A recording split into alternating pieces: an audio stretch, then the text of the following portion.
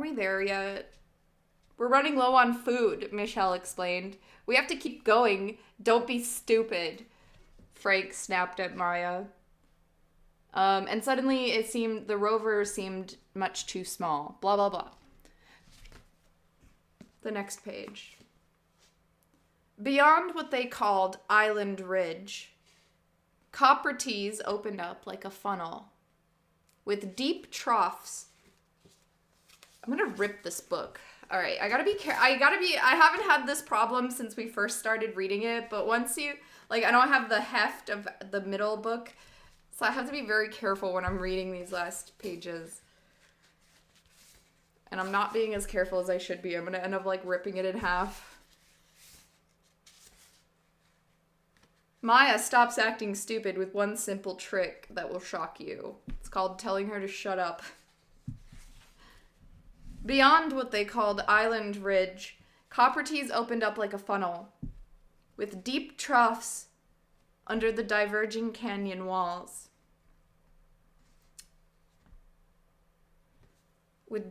So it opens like a funnel, and there's troughs under the walls. That sounds really dangerous. The northern trough was Capri Chasma. The southern trough was Eos Chasma. I'm gonna try not to rip it, guys, okay? I'm gonna hold it flat and steady and securely with proper support and no tension.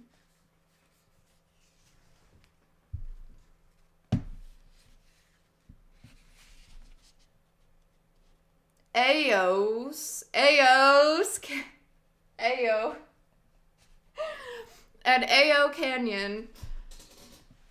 Ao Chasma was the southern trough, which ran as a continuation of Coppertees. Right. Because of the flood, they had no choice but to follow Ao. But Michelle said it was the way they would have wanted anyway. Here, the southern cliff finally lowered a bit and was cut with deep embayments.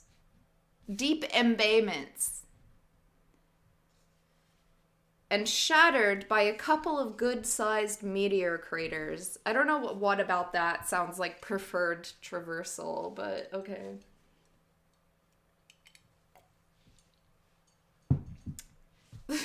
Points to the path in the woods that's cratered from fucking meteors. It's cracked and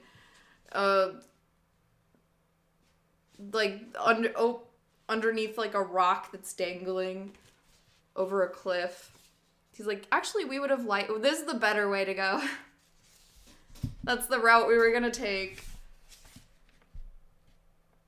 It was cut with deep embayments and shattered by a couple of good-sized meteor craters.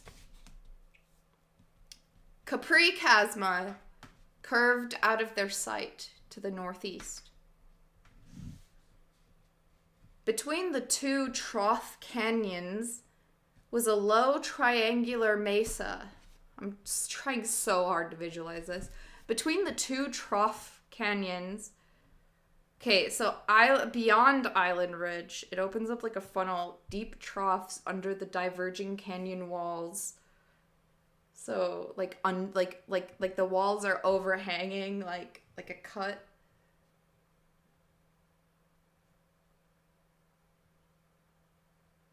And then between the two trough canyons, okay, yeah, was a low, okay, that kind of makes sense. Like a low triangular mesa in the middle, now a peninsula dividing the course of the flood in two. I can picture it. Dividing the course of the flood in two. Unfortunately, the great bulk of the water ran into the somewhat lower Ao. I'm gonna call it Ao Chasma from now on.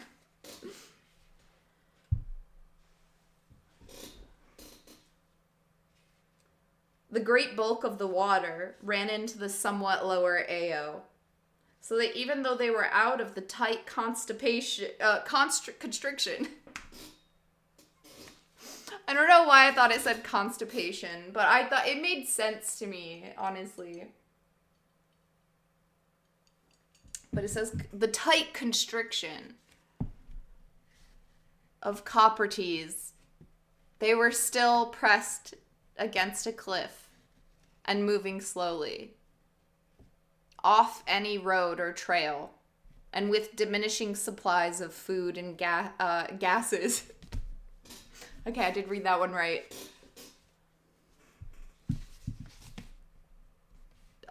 With diminishing supplies of food and gases.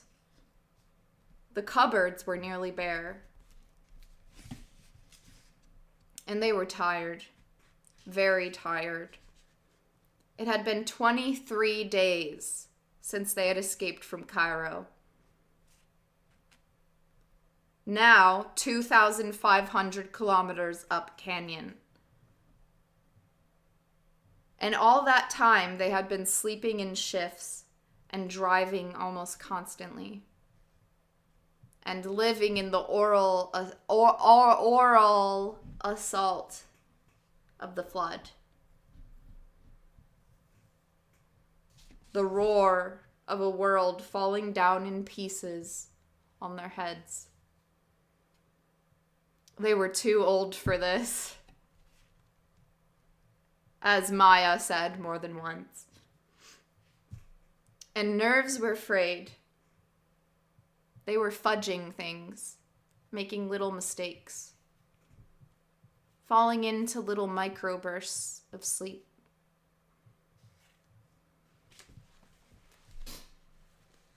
The bench that was their road, between cliff and flood, became an immense boulder field. The boulders, mostly ejecta from nearby craters, or detritus from really extensive mass wasting. It looked to Anne like the big fluted and scalloped embayments in the southern cliff, were sappings that would initiate tributary subsidence canyons.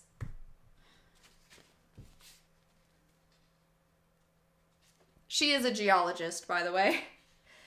It looked to Anne like the big fluted and scalloped embayments, as previously described. The fluted and scalloped embayments in the southern cliff were sappings that would initiate tributary subsidence canyons.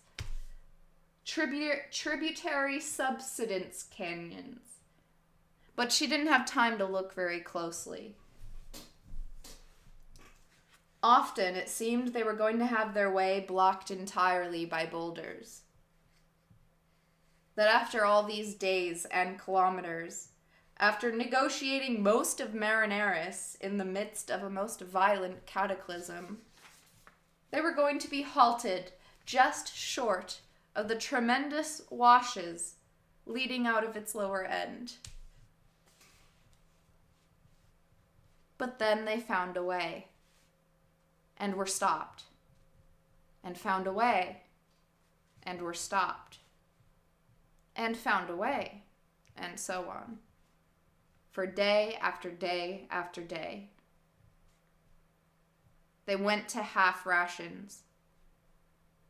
Anne drove more than anyone else, as she seemed to be fresher than the rest. Yeah, that's what you need. Like the doomer, when the doomer comes out of their doom, that's when everybody else crashes. They're like, how the fuck are you okay right now? We are literally about to starve to death, and nobody can drive anymore. That's their time to shine.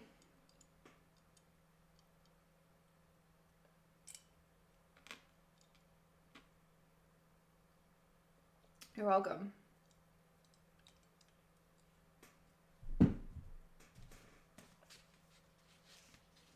She's like, yeah, we're probably all gonna die, but I just want to thank you all for being my friends.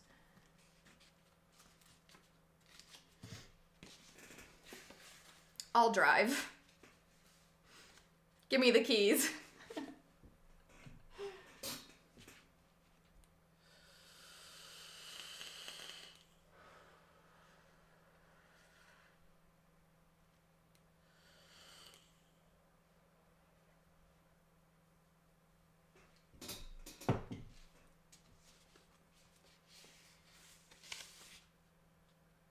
Oh, okay, sorry. I read ahead a little bit. But, you know, this is my commentary. They went to half rations and drove more than anyone else, as she seemed to be fresher than the rest, and was the best driver there anyway, with the possible exception of Michelle. And she felt she owed it to them after her shameful collapse during the greater part of their journey.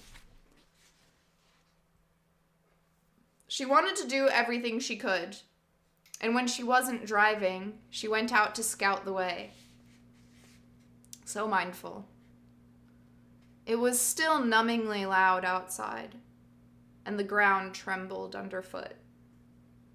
It was impossible to get used to that, though she did her best to ignore it. Sunlight burned through the mist and haze in broad, lurid splashes. And in the sunset hour, ice bows and sundogs appeared in the sky. Oh, how pretty.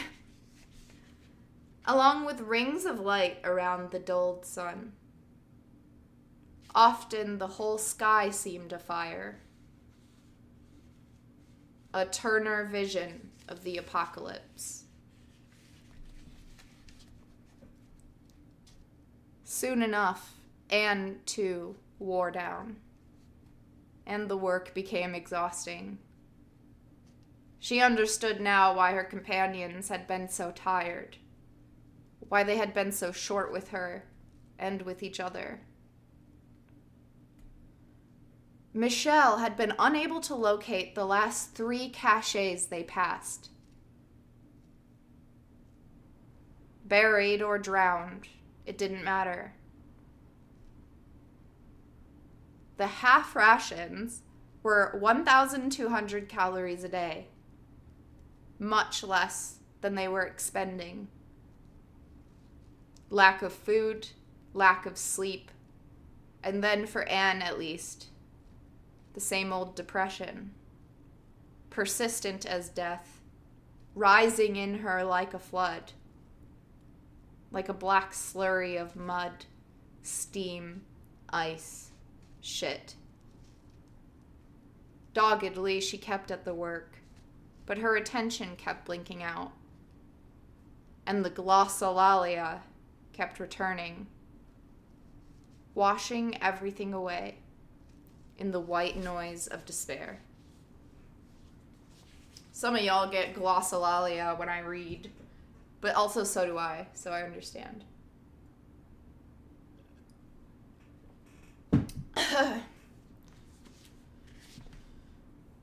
The way got harder. One day they made only 1 kilometer.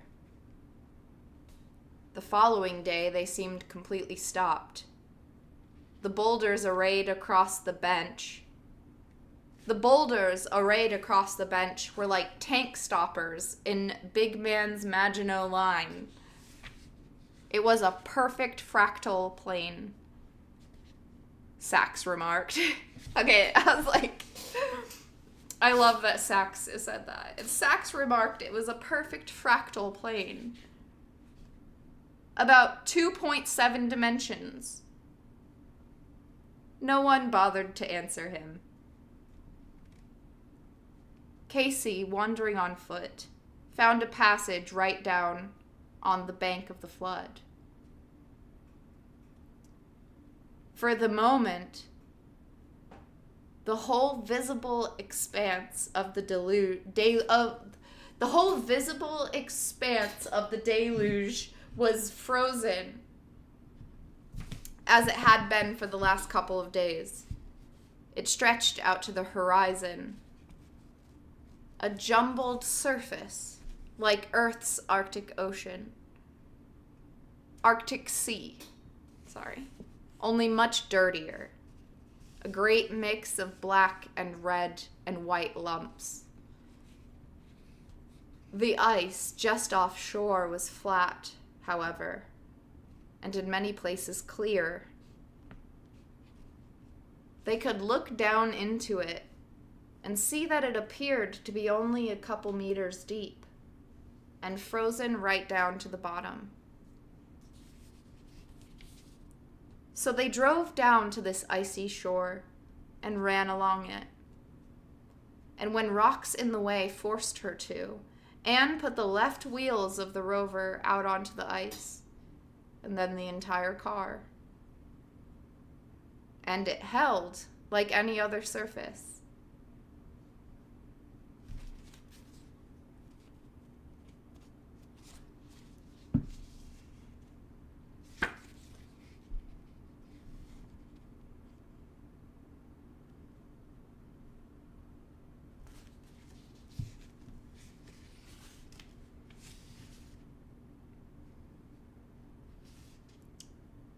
And when rocks in the way forced her to, Anne put the left wheels of the rover out onto the ice, and then the entire car, and it held like any other surface.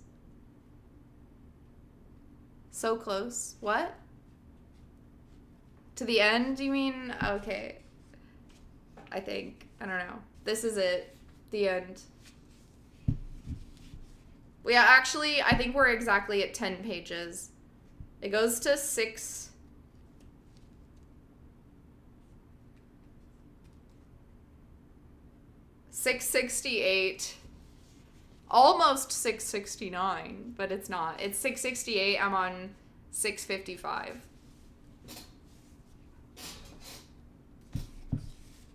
So we do have a little bit to read. I literally want to finish this tonight, though. Like, we can do this. I'm going to read a little faster.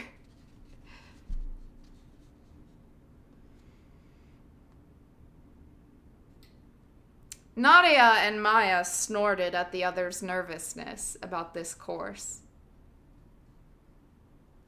We spent all winter driving on the rivers in Siberia, Nadia said. They were the best roads we had. So, for an entire day, Anne drove along the ragged edge of the flood and out onto its surface. And they made 160 kilometers. Their best day in 2 weeks. Near sunset, it began to snow. The west wind poured out of Coppertease, driving big, gritty clumps of snow past them, as if they weren't moving at all. They came to a fresh slide zone, which spilled right out onto the ice of the flood. Big boulders scattered over the ice gave it the air of an abandoned neighborhood. Old houses half demolished. The light was dusky gray. They needed a foot guide through this maze, and in an exhausted conference, Frank volunteered and went out to do the job. At this point, he was the only one of them left who had any strength. More even than the younger Casey. Still burning with the force of his anger. A breeder fuel that would never give out. Okay, I'm gonna stop right there so I can go pee and also laugh a little bit about Frank's